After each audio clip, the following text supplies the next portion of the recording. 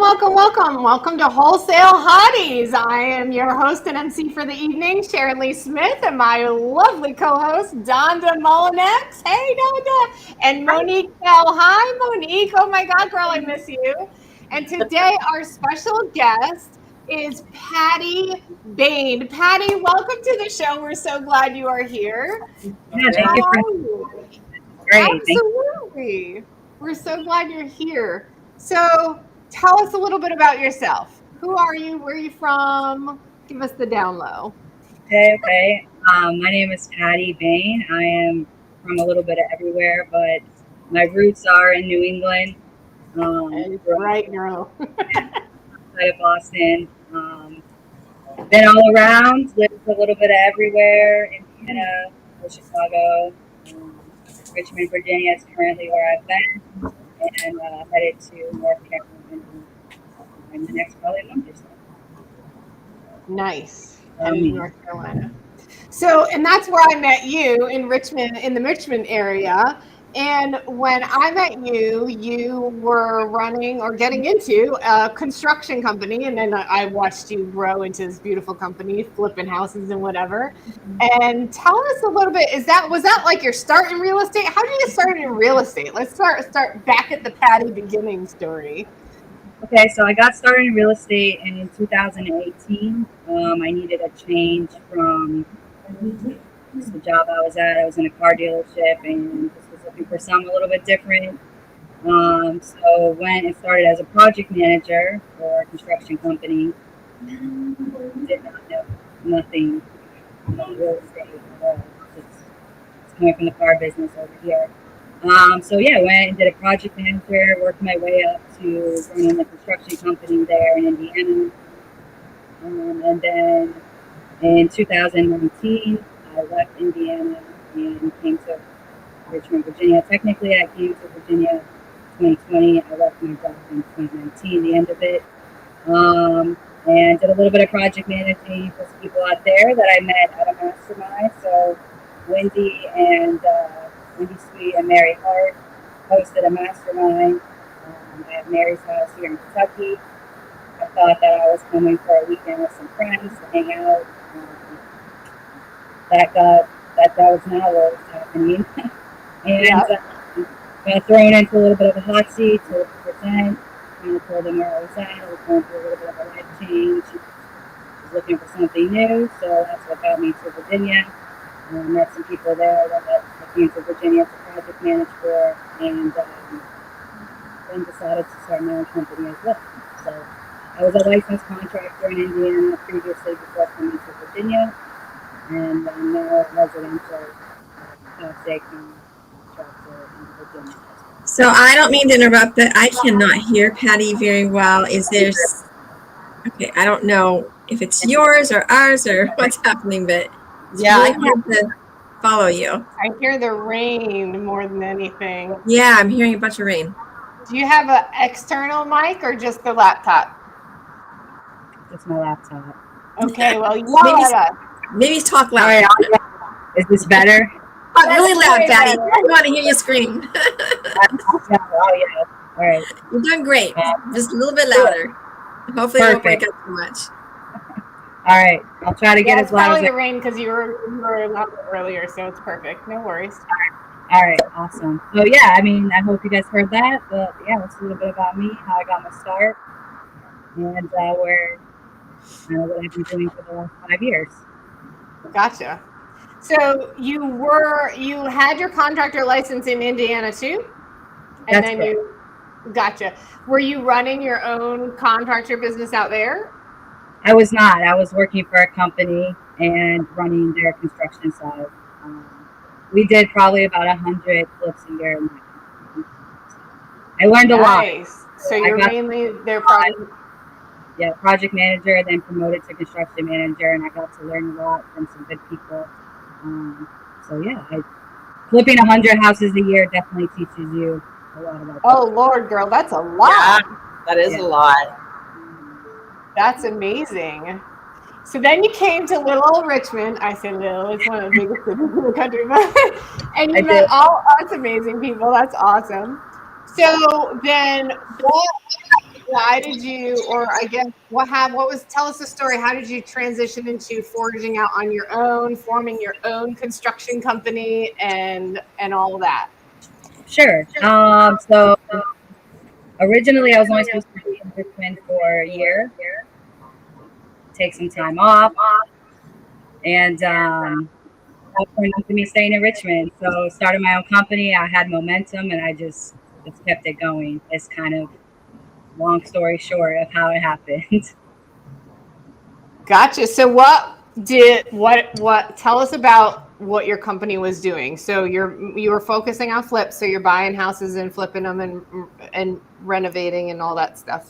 Tell us more about that. Yes, so we started kind of small, doing, like the lower end homes, and then realized that that was not what I liked, because I wanted to be a little bit better. So started finding some really good deals on the MLS, in the $300,000 to $400,000 range that were just outdated homes and with basements. And coming from Indiana, I dealt a lot with basements. So I kind of found a little thing there. If I had a basement, then I was like, okay, how can I make this deal better? And I started kind of renovating houses with basements, finishing them off.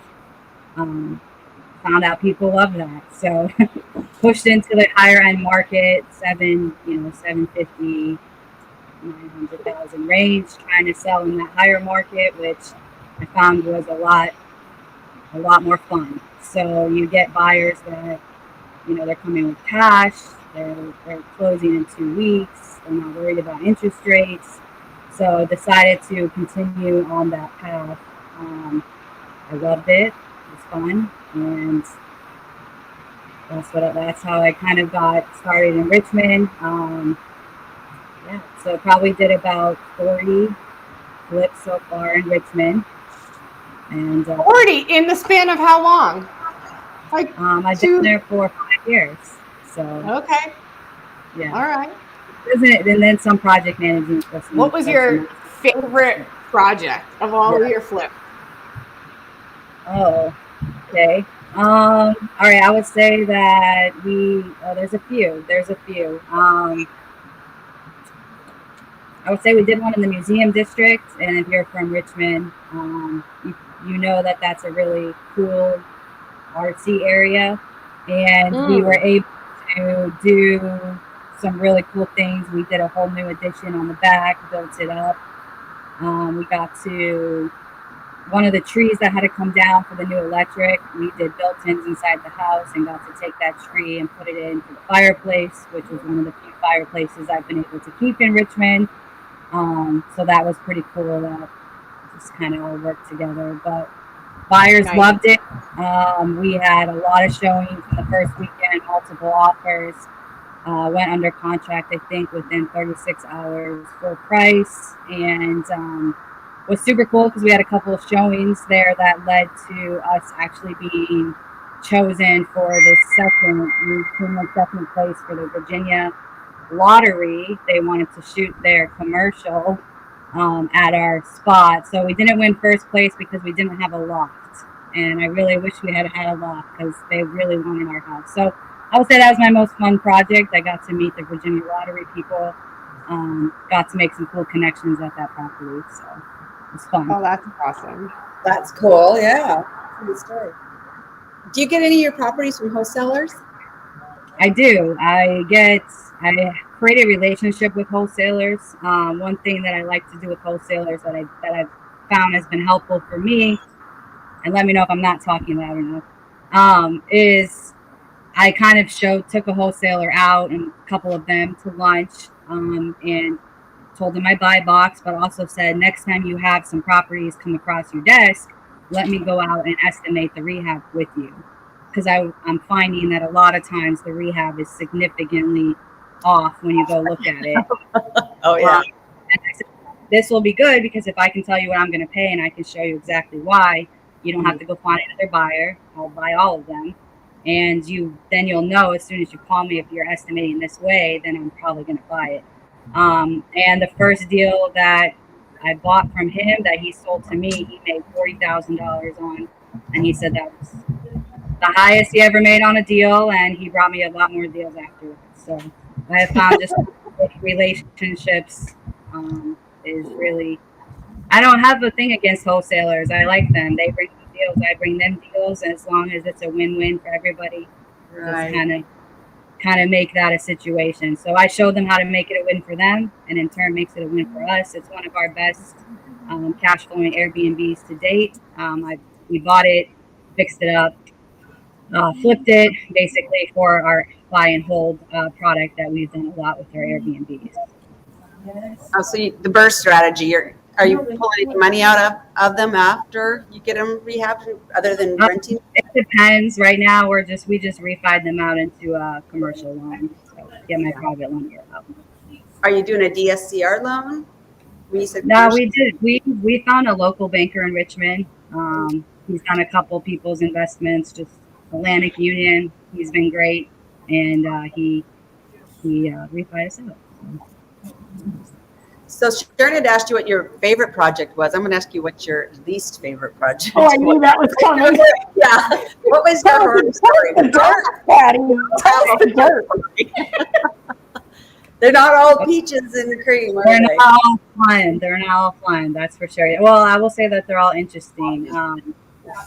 I found people sleeping in the garage. I've walked in on squat. I mean, my favorite project also almost became my worst project. I'll let you know about this, that a week before we were closing, the termite people showed up to do their inspection like they do. And literally, I think we were 5 days out from closing. And I had just showed the property the day previous to my lender and also somebody else that was with us, and it was completely fine. And then the next day they show up, and I had a full squatter that moved in with his bed, his records, his record player. Oh my gosh! It was insane. So that was fun. So we definitely had to act fast because I was not losing or missing this closing date. So Holy crap! Yeah, that was fun. But as far as my worst project, I feel like I learned something from all of them, so I don't know that I have a worst project. There has been definitely times I bought a house once that was a cinder block house, but it was covered by the wood, which I thought I knew I had to replace. And it's a hoarder house, and it looked amazing. I mean, for a hoarder house, I knew what I had to do to it, and we got in, and I mean the whole. I think I replaced 26 joists throughout that house, and then also found out that the cinder block wasn't crumbling in the back because you can't see it because it was a hoarder house. So I thought I was good on that one, but we were not. So definitely went a little over budget on that. But all to say, we kept that house, and it is also doing amazing as an Airbnb. So like I said, I think we learn a lesson on every single one. I don't know that I have a worst one.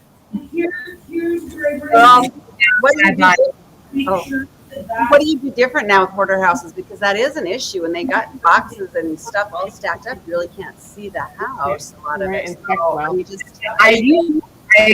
I always added contingency. So even though I went over budget, my contingency because I couldn't see, I did add in there that I think my budget was replacing 12 or 13 joists. So it wasn't so far off, but I did learn a little bit of a lesson. Maybe budget a little higher on the next one. We're also really small, so my contractor wanted to wait got in, and I told him that was fine. Maybe I should have put them in, crawl under there and get me some pictures. Yeah, I don't really know. Yeah, it was definitely a weird situation. Right. And I've dealt with hoarder houses and a lot of houses I've had to take to the studs and rebuild, but this one was a little different. So Patty, tell me, when you're estimating a property, you just go and walk the property and it's from your head, or do you have an estimating software or a spreadsheet, or what do you commonly use that you find to be the most effective way to estimate?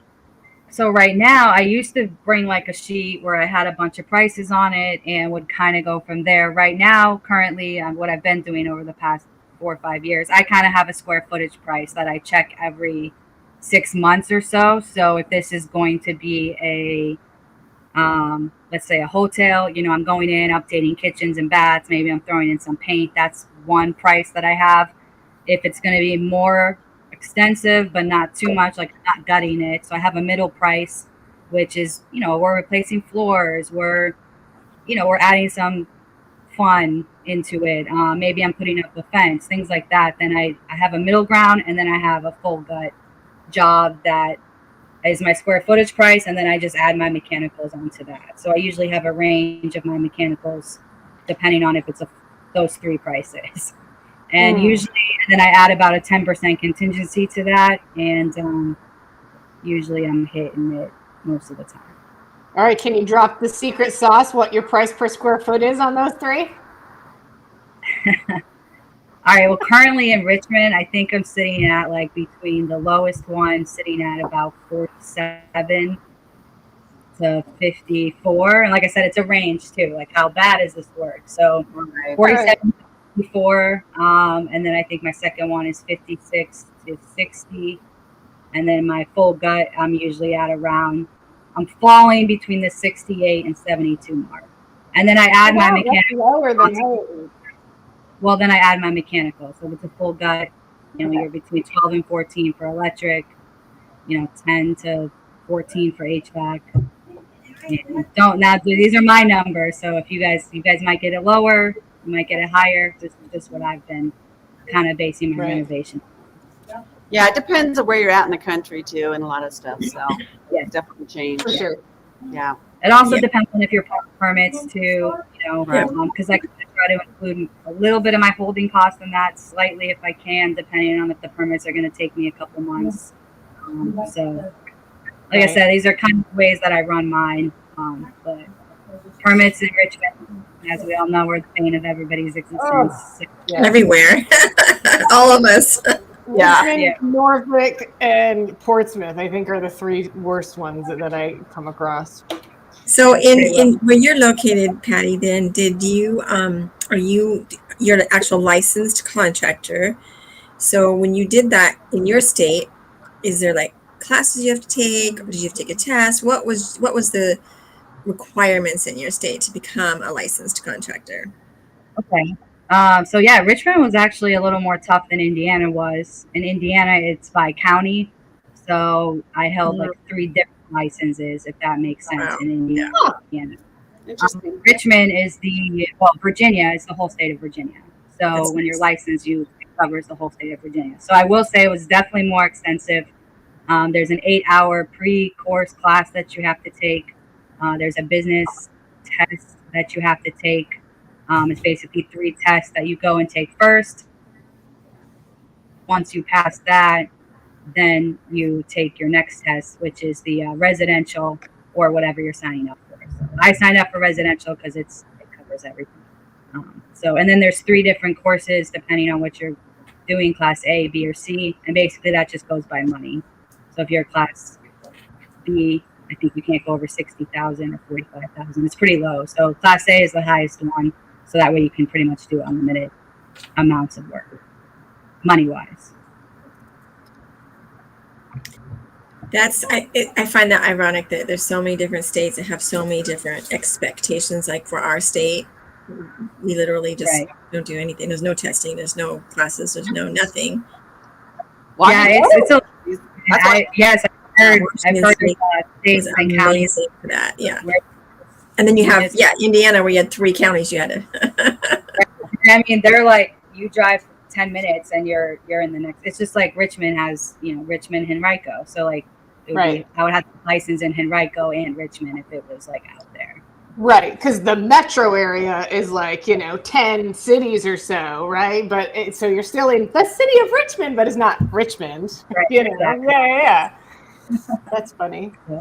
So yeah, I think that's pretty amazing. So then, did you have for like the mechanicals? Does the RBC, the residential building, include mechanicals and electrical and plumbing, or did you hire subs for that, or how did that work? And where do you find your subs, girl?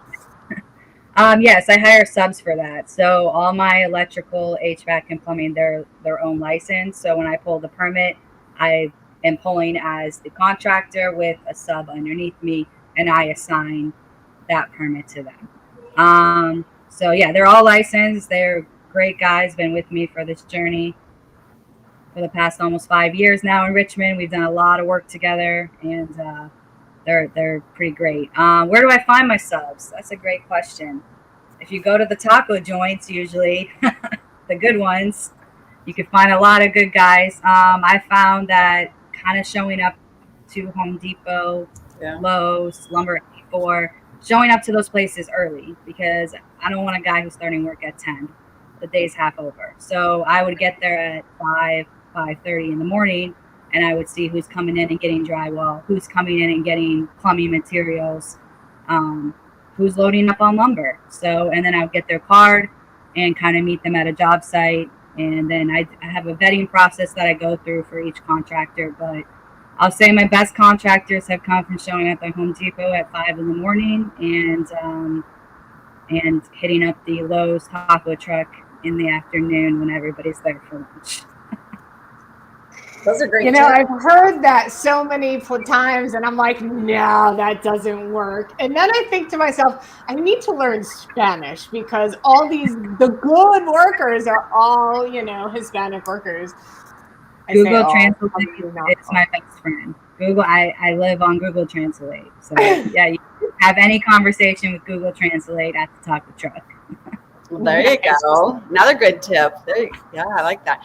And I know we've found them, we'll be driving by a project and we'll see a house and we're like, oh, let's stop and talk to the contractor. It's the guy painting or the landscaper and stuff. And a lot of times, because now we can actually see their work too. And we're like, so we'll get some contractors that way. Right, right.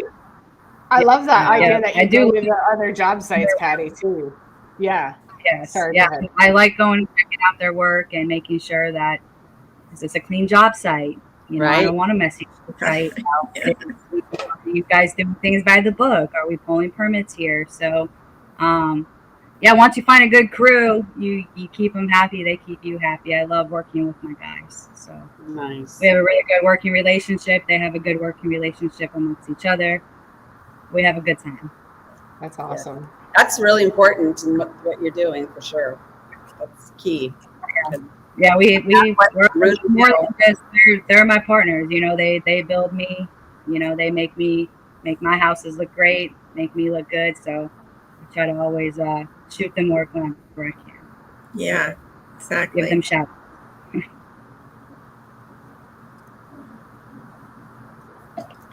Sorry, I'm distracted by the chat. So, I'm replying to everybody. What was I going to ask you next? Are you done with all your current projects? Do you have a flip going on right now? What's going on with you now? So they listed my last flip for now, right before Dealmaker. So my last one, and then during that time I had a couple on the market that were still ready to close. So as of now, all of those on the market have closed. The only one left is the one that I had listed. We're under contract and should be closing in the next 3 weeks, and then that is my last one. Okay, but now I know of you that you've been out of state. You've been in Kentucky doing some other stuff. So you're running your crew remotely? How's that working? I listed the house before I left Virginia. Oh. I made sure that I didn't leave Virginia until the house was listed. You were about to blow my mind, girl. I have done that. I have ran the crews remotely from Kentucky to Virginia, and then from Virginia to Kentucky, and it's fun. Or not. Yeah. Fun is the understatement. Yeah, I was going back and forth from Kentucky to Virginia almost every weekend, 9 hours one way, spending about 4 days there, and then coming back to Kentucky. And then that's when I decided that I needed to move to Richmond, because there was a lot of work. I had a lot of things going on, and the drive wasn't cutting it every 4 days. How long is that drive? It's about 9 hours. Ooh, yeah. Not right. I'm doing 2 hours. I think, oh my gosh. So what's your expectation when you do a flip? What's the minimum that you're looking for profit-wise, revenue? I always had a saying with my realtors, which they know from the first day that they met me. I told them if it doesn't make me six figures, I don't like to get out of bed. That doesn't always work. So, it's just something I do aim a little bit high, but I'm also renovating much higher end homes. So I think when you renovate higher end homes, the profit can be a little bit better, but you're also taking a much bigger risk. So it's just, you need to weigh the pros and the cons. My purchase price now with rehab is, my loans are sitting between 450 and sometimes 500,000. So you can get higher profits, but it's definitely making sure that knowing that you're taking that risk. And if something flops, you still got to make it to the end and get your lender paid, whether you're making money or not. Right. Yeah. Have you find ever? that Go ahead, Monique. do you find that the interest rate changes have impeded what you're trying to accomplish, or when you're building something and you're going to try to sell it, and has that made your property on to sit longer, or your holding costs have been increased because of all of the interest rate changes? I think for me, I always plan for that. So, and when I'm renovating, I plan for that. Now, if you go an extra 3 months, yeah, that does eat into your profit when your monthly rate is $4,200. That's a lot of interest. So it's making sure that you manage those timelines well, and making sure you also plan for it. If you think the job's going to take 6, maybe plan for 9 months of interest rate. I don't ever just plan for the minimum amount that I think the job's going to take. As far as the interest rate price, I've never been one, if the deal works, kind of like with my wholesaler, if the numbers work, the numbers work. I don't like to rate shop. I don't like to jump around. I have very good lenders that have been key to my success. And if without them, I wouldn't be where I'm at. So I'd rather have that relationship than worry about getting the cheapest price, because when something goes south, that relationship's going to matter a lot more than did you get the cheapest price. Yeah. So for me, I just run it where I need to run it, and if the numbers work, the numbers work, and if they don't, then it's not the deal for me. So if you're doing the higher end homes with higher risk, what would you say the highest you would like to go, or have gone, or considered going? I would say there's no limit for me. I think as long as the numbers work. I've looked at a ton of deals. I took down a portfolio about 8 months ago. That was the purchase price was 2.3. So I've definitely pushed into the higher end, but I don't think that the numbers scare me as long as the numbers work. I don't know if that answers your question, but I don't really have a ceiling that I would say that I'm capping myself at, because then I think if I did that, it was definitely scary pushing into a higher end market. I've never flipped in a higher end market. So I think if I would have put a price on it of I'm only going to do this much, I might have ended up capping myself, when in turn it grew me pushing into a higher market. It grew me. I was a better contractor because of it. So I like to say I don't put myself in a box. Do you find go ahead. Sorry, Monique. Do you find that when they're higher price point that it does stay on the market longer though? No, I will say that my lower end deals have sat on the market a lot longer than the higher end deals. I don't really sit on market past 3.5 weeks with the higher end deal, if sitting at all. And like most of the time, I'm going under contract within the first weekend. Well, that's nice. You got your numbers dialed in good, so you can keep moving fast. That's awesome. Yeah. Are you only doing single family homes? Or are you doing multifamily at all, or is it just the single? We've done duplexes, and that's it. That's single family and duplexes. Got it. Do you have a preference? Just like doing the single family, doesn't matter? No, we did I will take that back. I did do a triplex once. I'll just say making sure that you manage your construction costs as not, remembering that it's ×2 for everything. Sometimes I think people get in their head they're going to get a better deal better cost for contracting because it's a duplex. You might get a better cost on the labor, but all the material is still times two. So I always make sure that Two toilets, two a sinks. duplex or quad or a Right. multifamily, make sure to treat it as its own unit. I've seen people get into a lot of trouble by not doing that. Gotcha. Yeah. What would you tell your younger self that was getting started in this business? Oh, Good one. I would probably say I don't know. Wow. Maybe start earlier. I probably wouldn't have waited. I didn't start until I was in my 30s.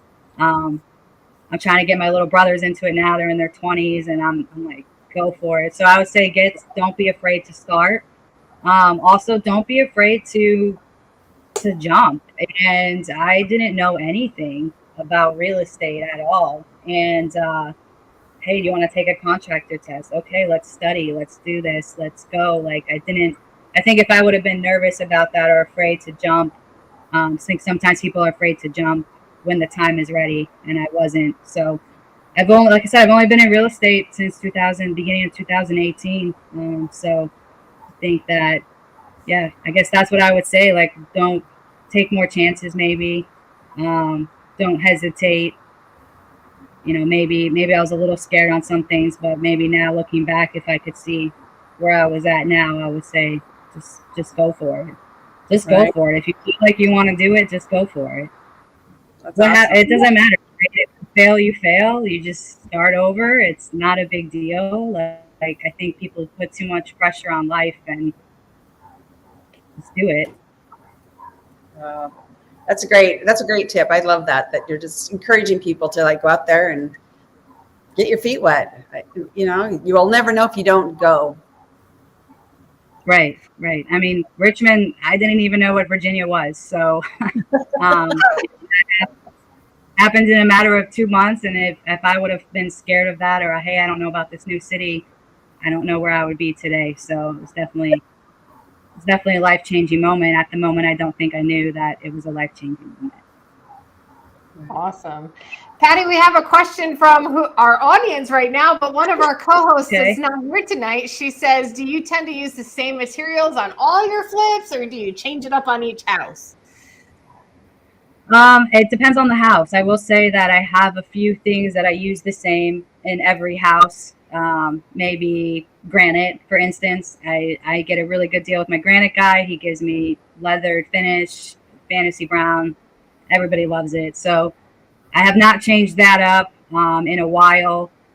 And I kind of go with the vibe of the house. So the lights are different in every house, but I have a select list of the same lights that I've used in different houses, so I can kind of bring it for a different house. But pushing into the higher end market, I can't use the same stuff because you got to go with the vibe of the house in the area and kind of do a little bit more than you would on a normal house, lower end, because they're not looking for all of the normal stuff. They're looking for a little bit of flair. So I try to throw in a little bit of flair where I can.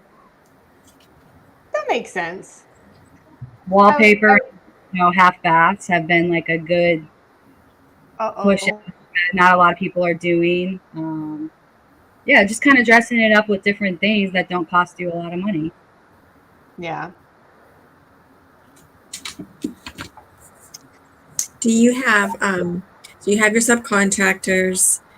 You're out there working on what you need to work on. Do you also have in-house employees or team members that you work with? I do not. I have a bookkeeper and a CPA and myself. So that is it for the contracting side. I have a lot of subs that I work with. My main GC, like I said, my mechanicals, electric, my plumbing. So I have my guys, and we run every ship. Okay. Nice. And do you ever like buy and hold, or you only flip, or have you considered buying and holding? I do. So I have an Airbnb business with my business partner, Mary Hart, and we bought those and flipped them.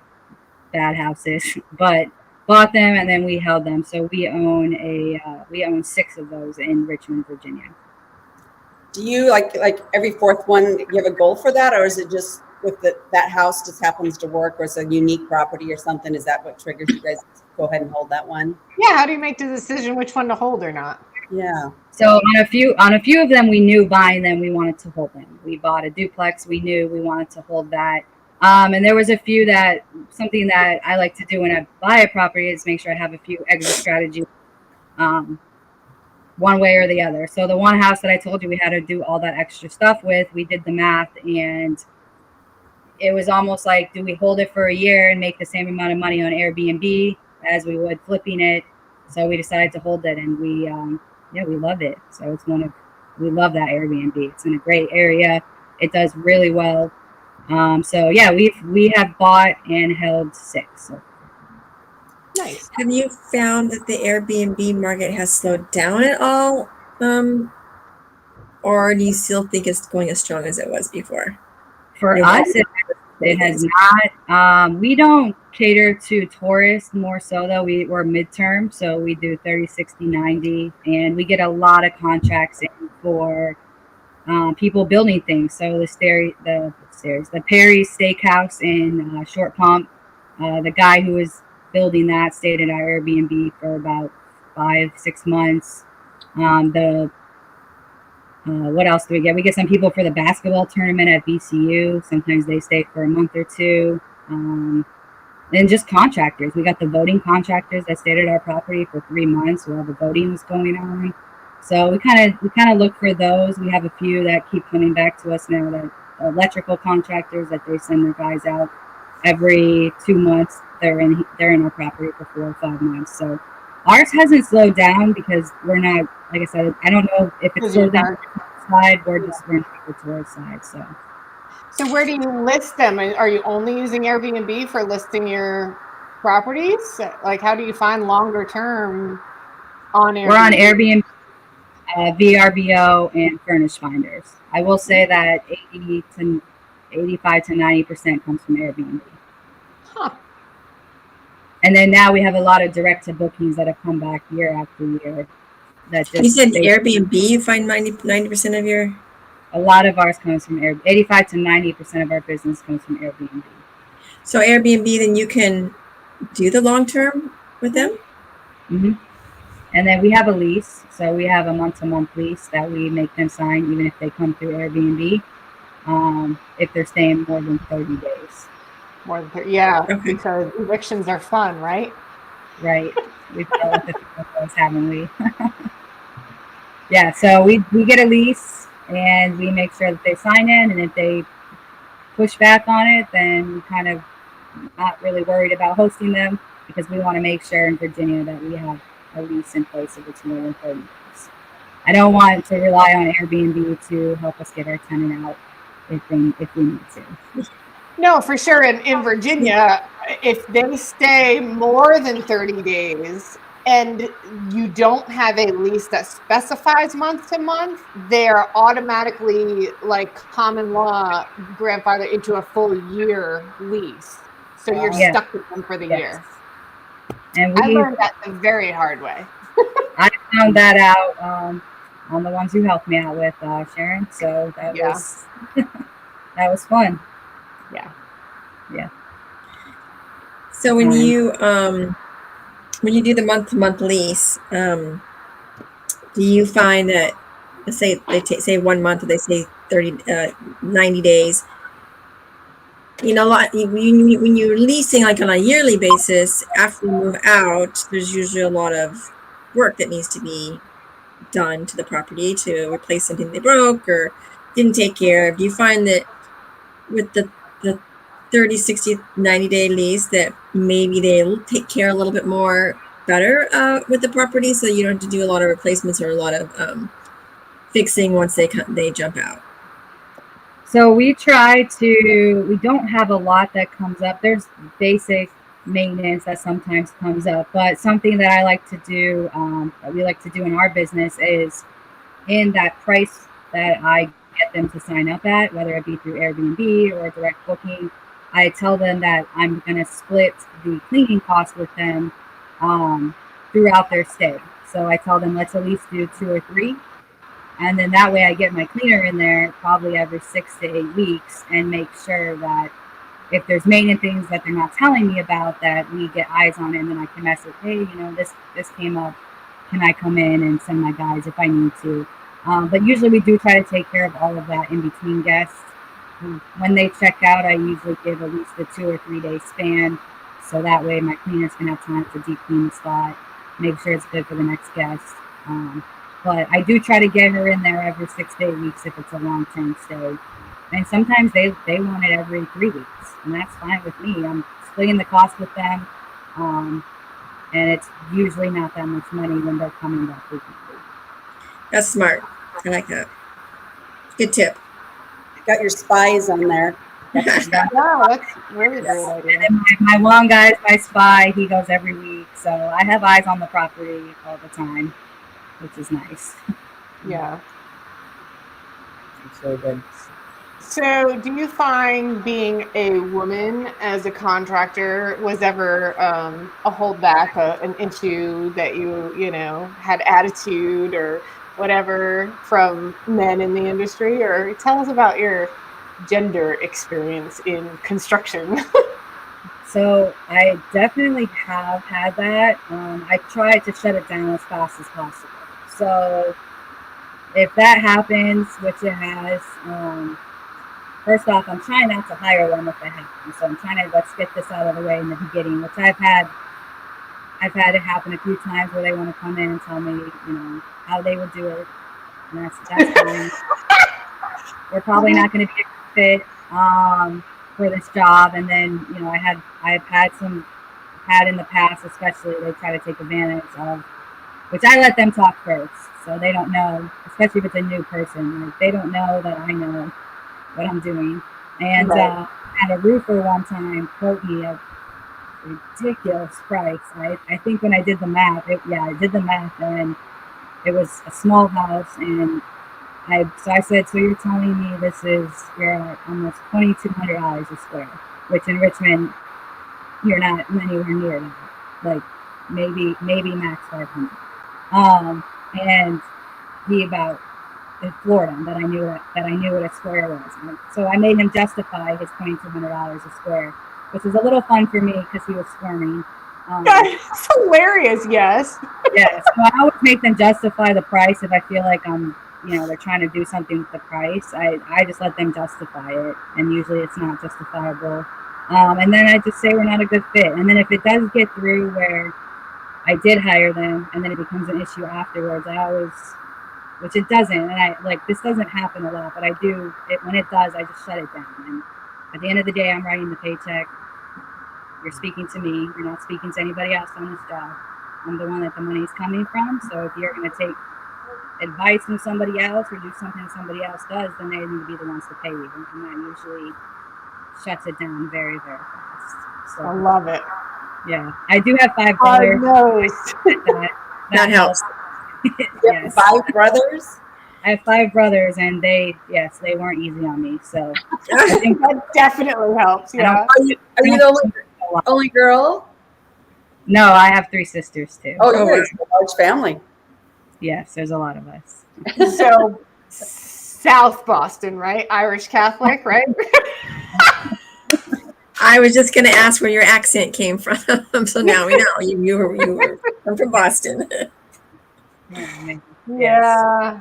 Yeah, I married a South Boston Irish Catholic. He was my first husband. He wanted 12 children. You didn't have 8 kids? He got one.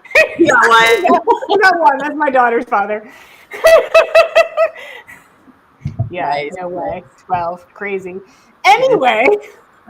I was going to ask you, what are your goals for the next 1 to 3 years? Where do you want to go with this? So where do I want to go? Transition.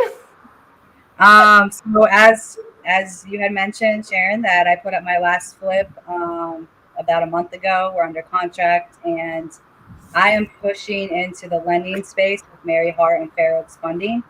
So I'm very excited about that. I'm going to be heading up the borrower side of that company and dealing with the borrowers. I know that side very well, so I think I'm going to be having a good time over there. I've been a borrower. I've done a lot of money in the past 5 years. I've done a lot of flips. I'm a licensed contractor, so I'm going to be able to bring a piece that maybe most lending companies don't have, and hopefully help our borrowers go to the next level. So that's my goal for the next 1 to 3 years, maybe 5 years, maybe 10. So that's where I'm headed now. I'm not going to say I'm not going to do any flips, but for now we're putting the flipping career aside unless something good comes along in North Carolina. But for now, don't let her lie to you. All a deal maker, she was going, yeah, I retired. Okay. I retired to start this other thing. it's definitely been fun. My phone's not ringing at 5, 6 o'clock in the morning. Yeah. People don't need money till after 9. So this past month has definitely been a lot of fun. Learning this side of the business. I'm learning the lending side from Mary. She's a great teacher and mentor. And then I'm excited to see where we go with this. So, money's king. So you're the queen. Right. Exactly. Well, I love that. When money is king, Patty is queen. Yeah. That's funny. Your experience is going to help so many people too, because you can say, "Hey guys, your numbers are close, but you're not quite there. This is probably where you should be. Go renegotiate this deal." Yeah. Mm-hmm. Yeah. We've already been able to help a couple borrowers with that. We are here for the relationship side, so we don't want to do one deal with you. We want to do 10, and that's what we tell our borrowers. And if you don't make money or it's light, then you're not coming back to do another deal with me. So we've talked a few borrowers out of some deals that definitely the lender always gets paid first, right? So we definitely would have made money on it, but it was their second deal, and I just thought that the rehab was a little light. Turns out I was right. So yeah, we kind of talked them out of that deal. So yeah, I'm excited to be on this side and be able to help them with that, because I don't want anybody to lose money. It's never a good feeling. So. Right. Then if they're making money, they're going to be doing more deals. So it works out for everybody. And they need, especially at the beginning, that need that extra hand. And I think that's so awesome being a lender that you're able to break that deal down for them with your experience, because a lot of lenders don't really have that experience. So they're just saying, "Oh, said this estimate for the repairs is going to be this," and they just take it at the word. But you, with your experience, is really going to add so much value. What are you guys lending at? I mean, like, what are your rates typically running between? And wait, hold on. Oh, sorry. I asked Mary to come on in May, so Mary will come on, her partner, and we'll have Patty back on in May when Mary comes to tell us all about their lending company. So hold that question till next month, Donda. Oh, jeez. All right, you can reach out to me. My number's on the top. My email's on the top. Oh wait, where? We're competitive. We're competitive with the rates. Is that okay for me to say, Sharon? Yes. Go ahead. I'm just teasing you. You can tell her all about it. You'll have lots this time that we won't have next time. So even a little tidbit just to let people know. Yes, go ahead. Tell her. So normally we're starting at about 12 and 4. It just depends on the risk in the deal. We say everything's a little bit negotiable depending on the deal. So you can bring 10% of the purchase price. You can bring monthly interest payments, points. It's all, we can talk about the deal. How much is the loan to value? We don't go over 70% on that. That's pretty much it. And then the cool thing is I was going to say as well that Mary is an attorney. We have a really cool lending partner here, because we have an attorney and a contractor. So we like to think that we're a little set aside from most lending companies. Yeah. It gives you a little bit more clout too, so that if we had a deal that we were working on and it was going south, and we had an attorney that was on it with us, and having him there, kind of, they made sure they paid back the primary money that was owed. So that was like paramount, just having that. Paperwork is very, very, very tight. So it's always why I've loved. Mary has been my main borrower for the past 4 or 5 years. We did a little over $5 million together last year, just us. And my paperwork is always it's always airtight. So it's really Stellar. nice to have that on the team. That's awesome. So Patty, how can people get in touch with you again? Okay, so I don't know if it was going across, but my email is Patty Bane, PATTYBANE @fairoaksfunding.com. And you can email me there, or you can go to our website. Landing page is fairoaksfunding.com. Can you spell that out for us, Patty? Yes, it's FAIROAKS.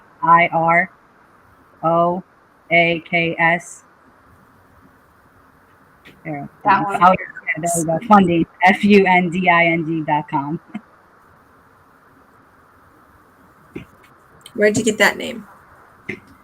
That is Mary's street name in North Carolina. Okay. Now we know where Mary lives. Ooh. Yeah. And I did want to shout out the Sweetheart Mastermind too, if you guys are. Yes, I meant to just pop that up. So yeah, like you talked about this in the beginning, and we talked about it just briefly last week. If you ladies are wanting just a powerful ladies in real estate retreat, this is the place to be. And signups are happening now. It's every October we do this. And Mary Hart is the heart in Sweetheart, and Wendy Sweet is the other one, and they put this together. So sweetheartmastermind.com, and they do a ladies retreat every year. It's very Where's life this- changing. Where's the retreat? What was that? Where is it at? Yeah. It's in the Outer Banks in North Carolina, and they rent this huge house with like 30 rooms, and it's just amazing. And all the ladies stay there, and it's just great. Fun. Yeah. It's a good time. It's a good time. So yeah, if you want to come hang out with us, there's also a lending conference in the middle of it. There's 2 sessions for the Sweetheart Mastermind, and then right in the smack dab middle of it is a lending conference that is going to be run by Mary Hart and Wendy Sweet as well. So would love to see all of you guys there if you can come. I'll be at the Mastermind and also the lending conference.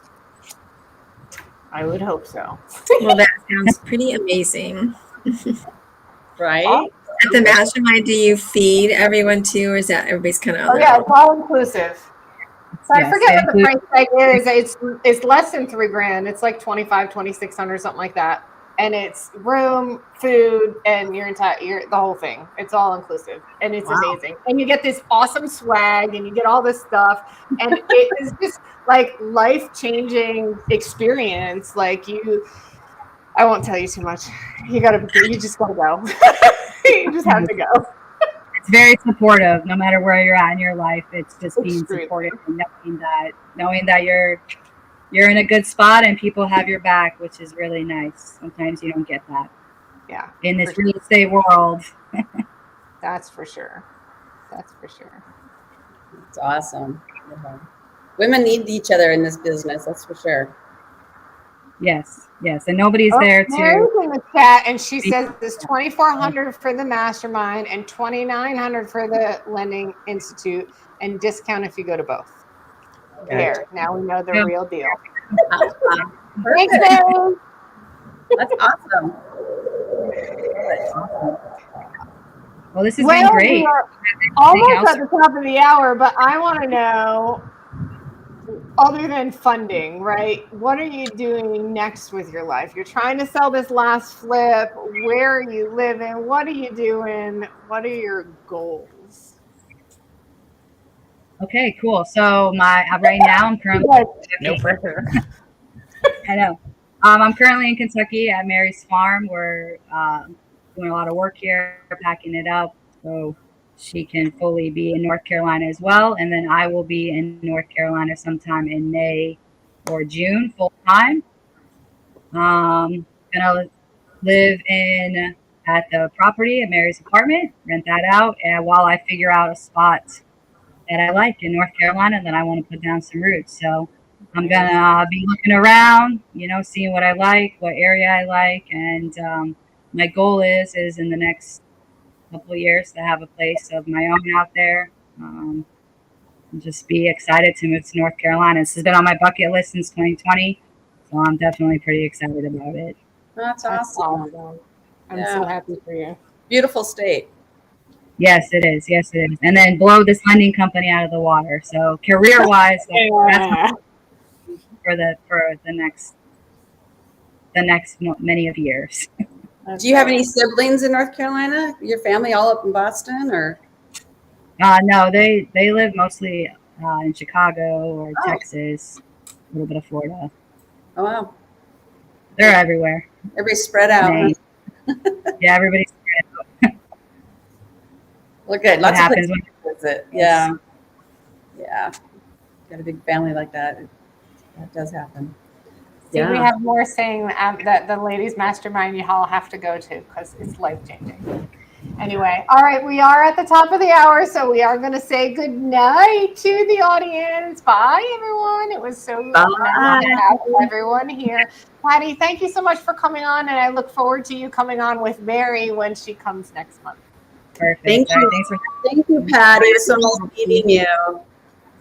you too.